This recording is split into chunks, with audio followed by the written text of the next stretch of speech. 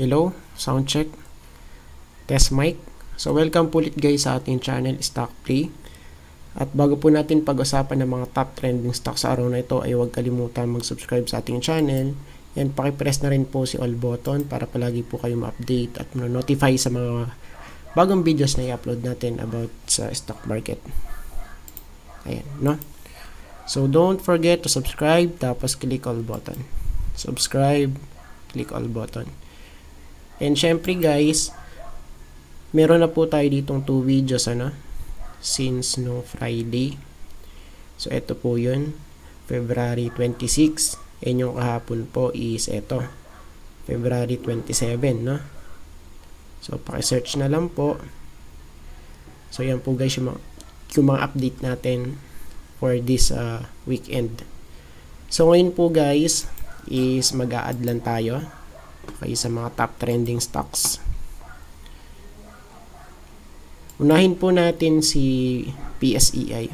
Ayan, kasi meron pong news na yung sa may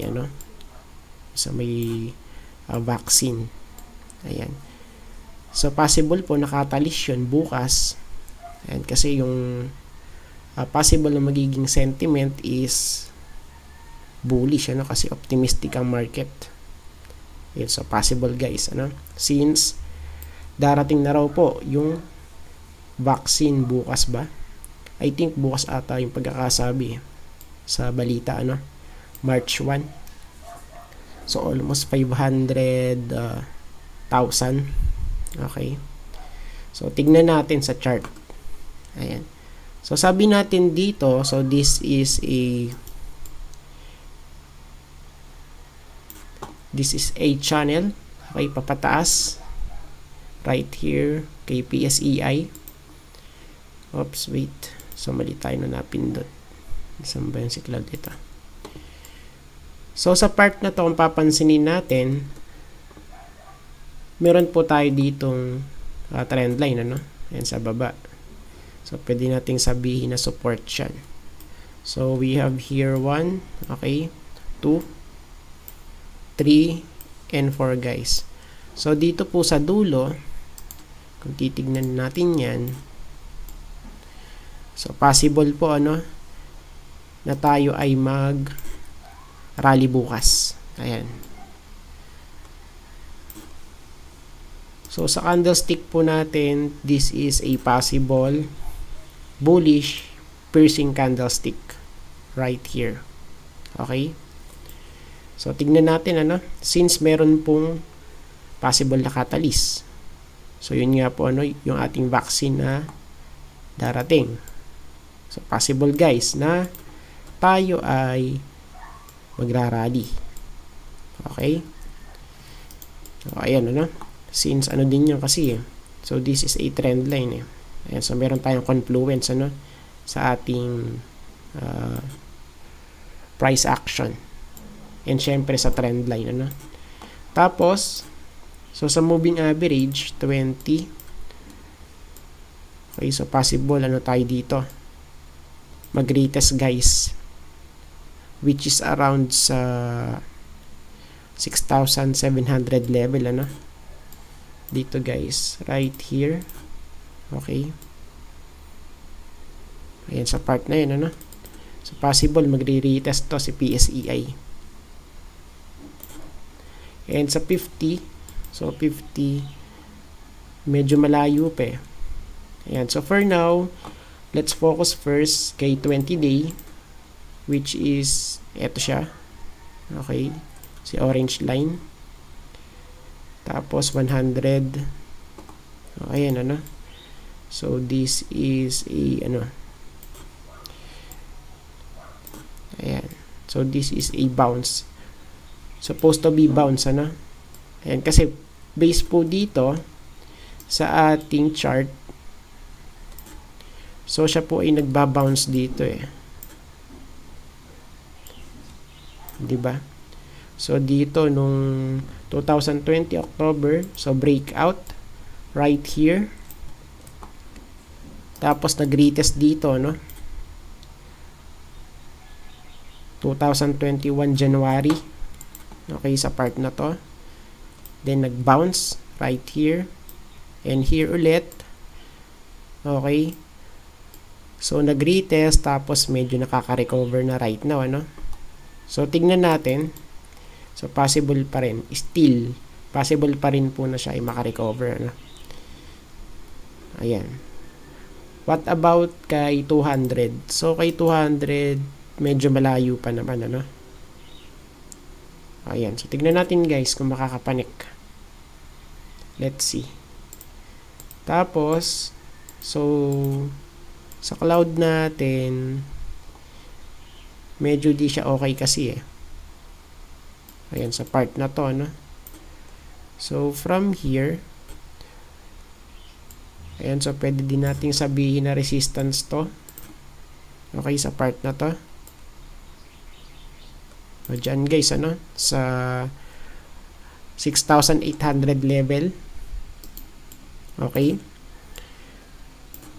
So, pagka nag-breakout dyan, dito guys, so ito na nga po yung ating target. Si 6,900 level, ano? Which is the second resistance. Okay, yan. So, wala pa naman kasi. So, let's see. And kung papansinin natin, si PSEI is nasa baba na nung cloud. So, pagka hindi nakapanik yan, sa taas ng cloud, so meaning yan, medyo delicates. Okay, si PSEI, no? So, tingnan natin kung siya po ay makaka-recover kaagad. So, dito, kay RSI, okay, so wala pa naman tayong major, ano dito, no? Movement. Okay. So, still ano pa rin yun, ano? Ayan. Downtrend line. Right here. Okay, tapos dito nga. Ayan, sa part na to. Ayan, so medyo nag-bounce, ano? Kasi trend line to. 1, 2, 3, 4, 5, and 6. Ayan. So, possible bounce nga, no? Let's see. Ayan. Tapos, so sa ating MACD, so kung papansinin natin, sa histogram guys, lower high na siya, no? Okay, pero dito kay MACD line, hindi pa po siya nagre-react. Ayan, kasi nga siya ay lagging indicator, no? So dito naman sa volume, so still wala pa rin eh. Ayan. So, dapat siya ay makapanik sa taas po na to, no? So, let's say, dito na lang guys. Ayan. Ayan, ano? So, supposed to be, dapat siya ay mag-breakout dito kung siya ay papataas pa. Ayan, ano? Ayan.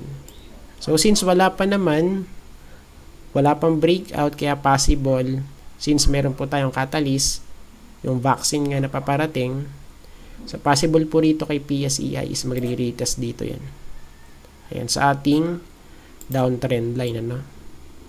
So, ito po siya. Ayan. So, save natin. Save. Okay. So, don't forget to like our video, no? And, okay, mag-comment ka na rin. Para mabasa ko naman yung mga, ano nyo, mga daing nyo guys. Ayan. So, sana nga mag-bounce, no? Ayan, si PSEI. So, next po natin ito. Si Prim. Okay. So, trending siya ngayon. So, i-check natin guys yung chart. Kung bakit siya trending.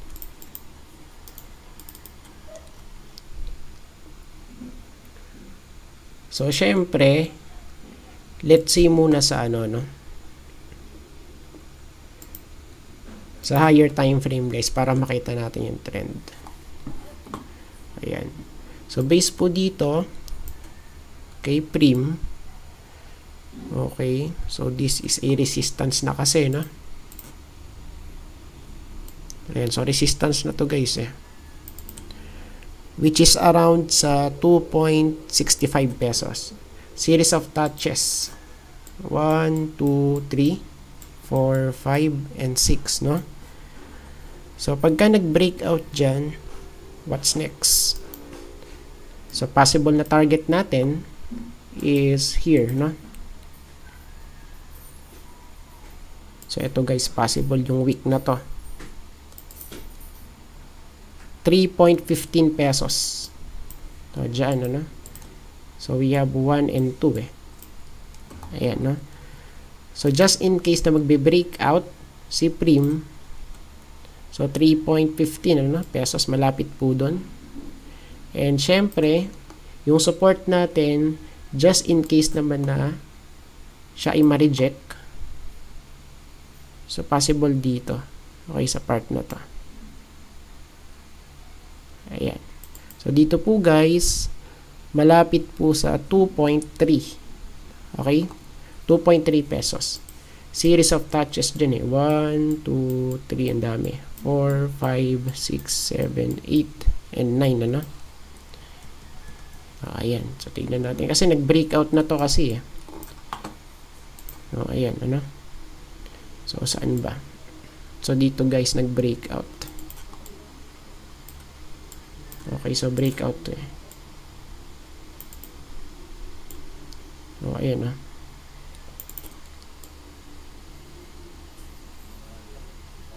diba? So we have here a huge breakout. So ilang percent? So from here,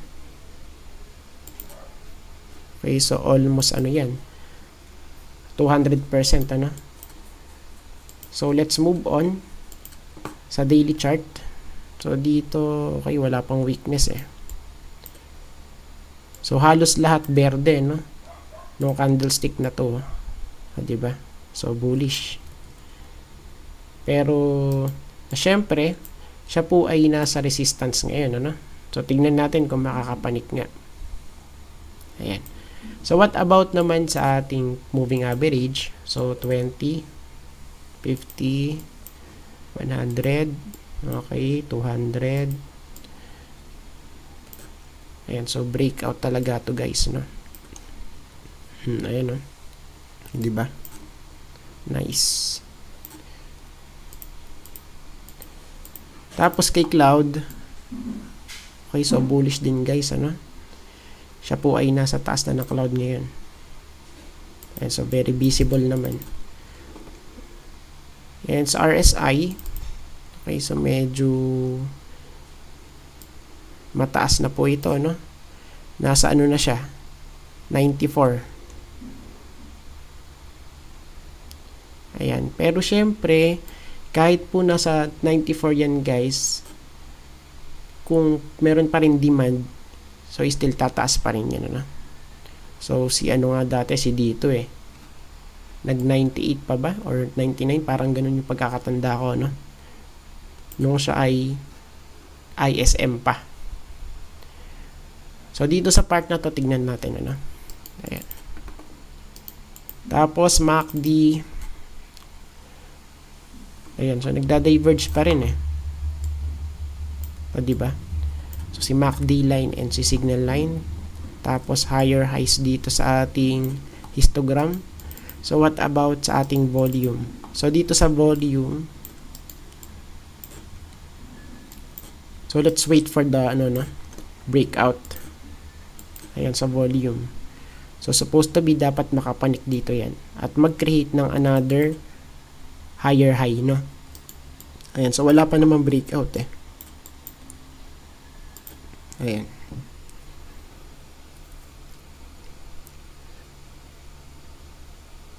So iba sinasabi bobo, no? BOBO strategy. Buy on breakout, teka. Ayan. So let's move on. PSEI, Prim, tapos ito si PHES,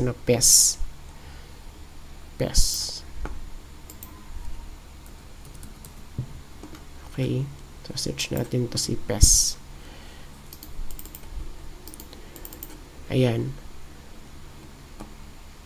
So, karaniwang galawan ngayon is mga mga basura stock no? Di ba? Kasi hindi po sila gaanong pinapansin. So, yun po yung pinakamagandang strategy na pwede nating i-execute. So, pagka wala pang hype, saka tayo bumili para ma-maximize natin yung profit. Kasi pagka tumaas na, tapos bibili ka, medyo risky na, no? Mas mataas yung risk, kumbaga, kung ikaw ay nakabili rito sa taas, kaysa gawin taas na ngayon, kung yung strat mo is pagka wala pang hype, okay, so for example, dito ka nakabili sa part na to. So, syempre, mas malaki po yung magiging gain mo, no? Ayan. So, dito, tingnan natin. Ito yung pinaka niya.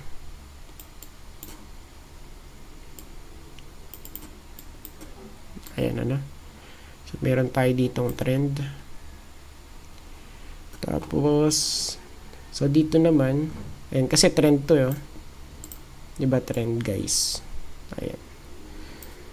So, every time na may hit niya to, si support, okay, so, siya ay nagbabounce. Bounce, okay, bounce.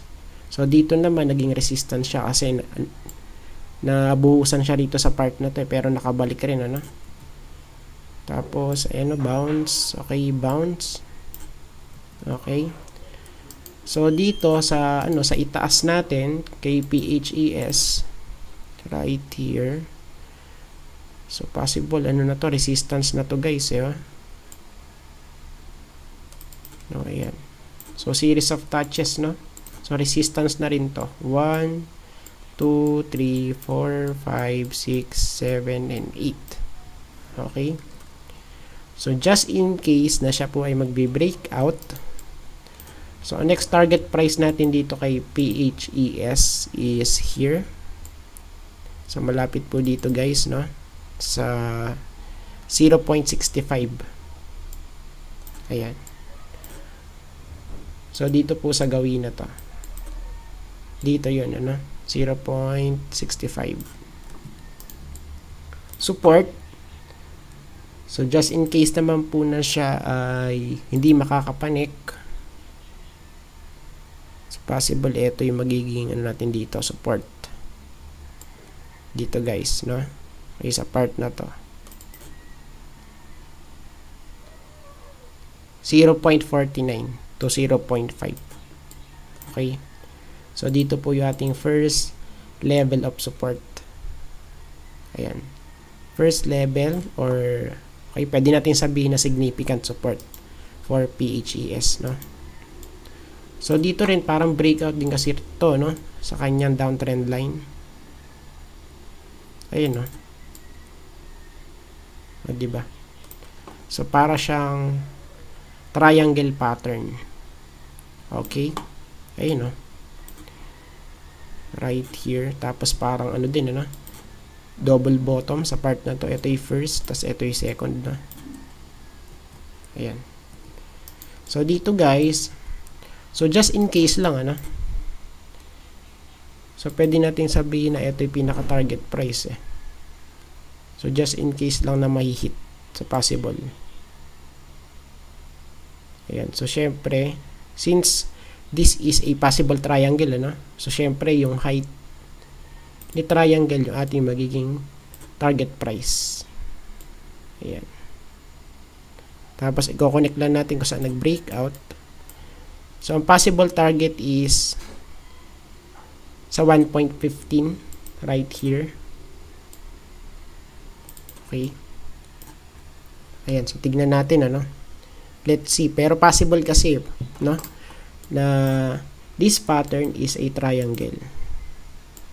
Ayun, Okay. So, para siyang double bottom, Ayun, Di ba? Okay. So, pwede nyong anuhin yan, i-consider Pero syempre dapat yung pinaka ano niya, no? Ito. Si all time high ang pinakababantayan natin dyan. 0.84. Okay. Let's see, ano? Ayan. Tapos, sa moving average, ayan, so breakout nga rito, ya. Ayan. Tapos, 200. Ay, wait lang pala. Ayan.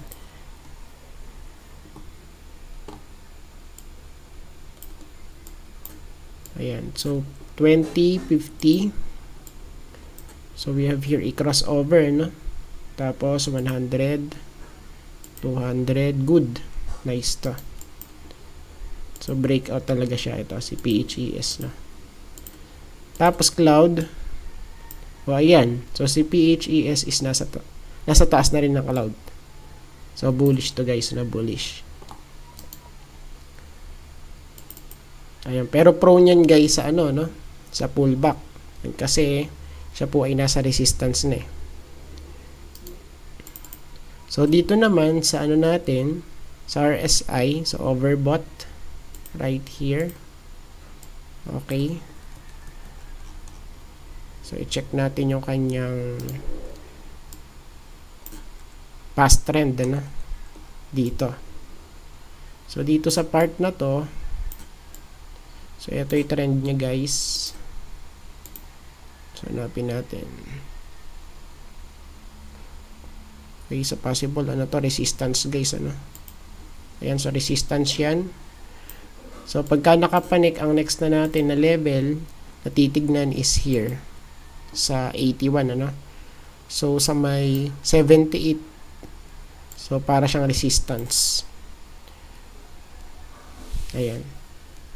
So, tingnan natin kung makakapanik, ano? Tapos, next target is nasa 82. 81 to 82, guys. Ayan. Pagka nakapanik, no? Diyan. Tapos, so, dito naman kay MACD. Okay. So, bullish pa rin dito, eh. Higher high pa rin sa ating histogram, ano? Kasi nga, nag-rally siya, eh. No? So, dito rin sa volume, guys. Ayan, pinitik talaga to. Diba, pataas yung kanyang volume, ano? So, almost 90 degrees right here. Ayan, so, i-check natin kung masusustain yung ano nyan, ano? Momentum bukas. Ayan. So, tignan natin, guys. Let's wait na mag-save. Ayan. So, next po natin, PHES, APL. Ito naman, ano? Si FNI naman tayo, guys. Ayan. FNI. So, search natin yan. Kasi top trending din yan, ano? So, dito po, kay FNI, so, papansinin natin, possible nga, ano? So, this is an inverse head and shoulder pattern. Okay? So, base po dito, so, syempre, ang pinaka-target price natin dyan is yung height ng head, ano? So, from the top to neckline. So, ito po siya, no? Or from bottom, kasi ito yung head, eh. Diba? Head, tapos to neckline. So, ito po guys yung kanyang neckline, ano? Which serves as resistance po, ano? So, dito, possible. So, syempre, sa part na to, so, siya po ay possible na mag-retest muna rito sa resistance natin or sa ating neckline. Dito po guys sa 3.2 pesos, which is around here. Ayan, ano? So, pagka nag-breakout, so, bali ang potential price ni FNI is eto, no? 4.2 pesos. Dito po guys, right here. Ayan. So, sukatin natin ulit. sukat. Ayun, no? Sakto. Tapos, i-connect natin dito sa may neckline. Okay? So, dito guys, no? Sa 4.2. Ayan. So, let's see. Tapos, ang moving average, 20. Okay, so medyo nag-bounce dito. Malapit sa 20-day, no? 50. So, dito siya talaga totally nag-bounce. Kay 50-day, ano? O, ayan. So, 50, tapos 100. Okay, so medyo malayo si 100, ano? Tapos 200. So, okay pa naman. Tapos, kay cloud, okay, so magandang pangitain to, ano? Kasi nag-hold pa rin siya or nag-close sa may taas ng cloud. So, still bullish pa rin pagka ganyan, ano? Yan, kasi nakaka-recover naman siya. What about dito guys sa ating RSI? So, dito sa RSI, okay, so wala pa naman kasing ano dito eh. Breakout, ano? Yan, kasi kung papansinin natin, dapat po makapanik siya rito guys. Okay, sa kanyang resistance. So, sabi nga natin, possible lang po, ano, na this is an inverse head and shoulder pattern. So, hanggat wala pa pong breakout, so, possible pa rin na siya ay ma-invalidate. Okay? So, what about naman kay MACD? Lower high dito, right here kay histogram, tapos medyo flat si MACD line, ano? Yan. Pero syempre, susunod dyan. Okay, pagka nag-retest na si price action sa may neckline niya, no? Dito sa may 3.2 pesos. And sa volume, so sa volume naman, medyo sell-off pa rin. Ayan, pero kung titignan natin, sa last candlestick is medyo nag-bounce naman, ano? So, dito, sa part na to, so, check natin kung meron tayong trend line. Okay, so possible ito yung trend line, guys. So, we have series of touches 1, 2, 3, 4, and 5, no? So, tignan natin kung mag-hold dyan. So, pagka hindi, so expect natin sell-off, ano? Ayan, so dito na yung pinaka, ano niya, first horizontal support. Ayan. So, save natin. Okay. Let's save. Nikolai White pinned. Ayan, so may nag-chat sa Telegram. So, next po natin is ito, CBRN. Okay. So, nagbabalik CBRN guys sa top trending stocks, no? So, dito kay BRN, so check po natin guys.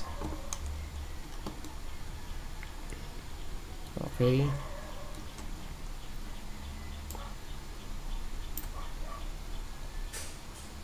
So, dito sa part na to, mag-ano tayo, mag-adjust. Adjust.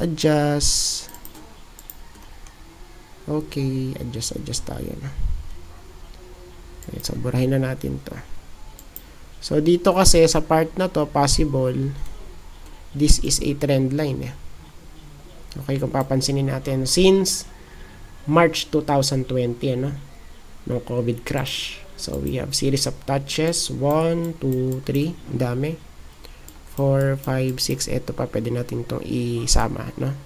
Ayan, so, medyo malapit naman. So, this is a trend line, guys. Okay, so, okay, a trend is our friend, no? So, possible magbabounce. Pero, syempre, mas matigas po, guys, yung ating horizontal resistance, no?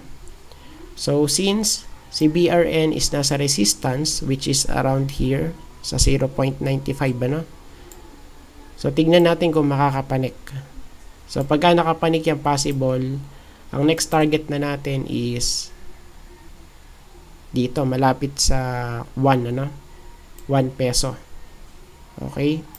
So, tingnan nga natin. Ayan, kasi wala pa namang ano dito, pinaka improvement.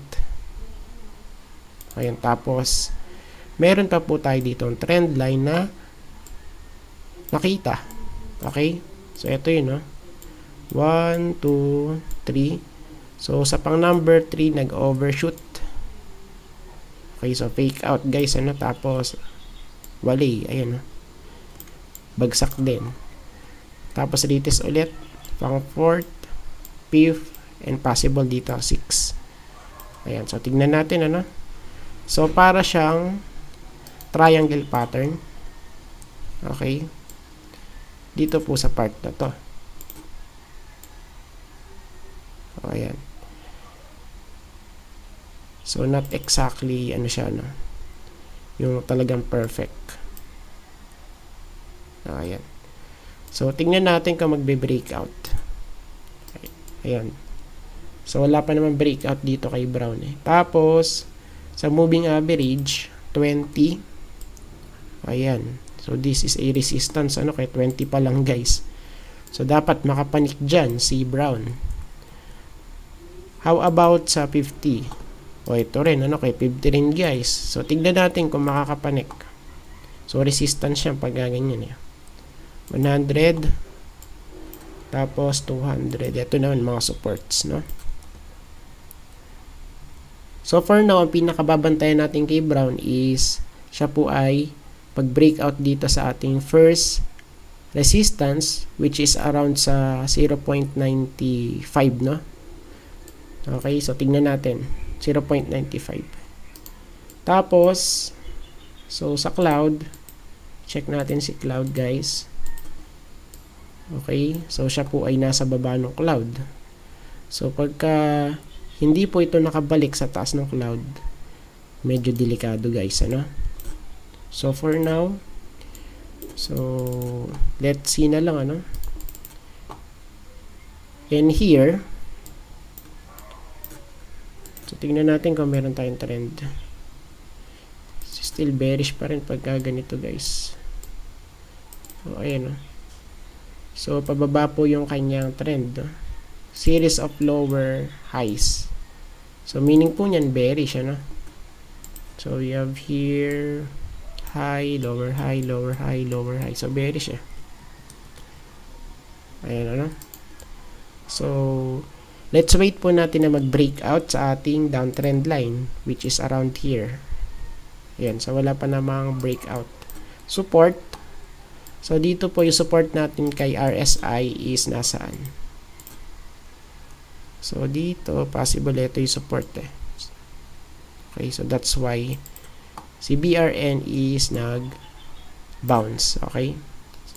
So, this is maliwanag na bounce yan. Tapos, so kay MACD naman, lower, ano ba to? Lower low pa rin pala. Okay, so wala pa rin to, no?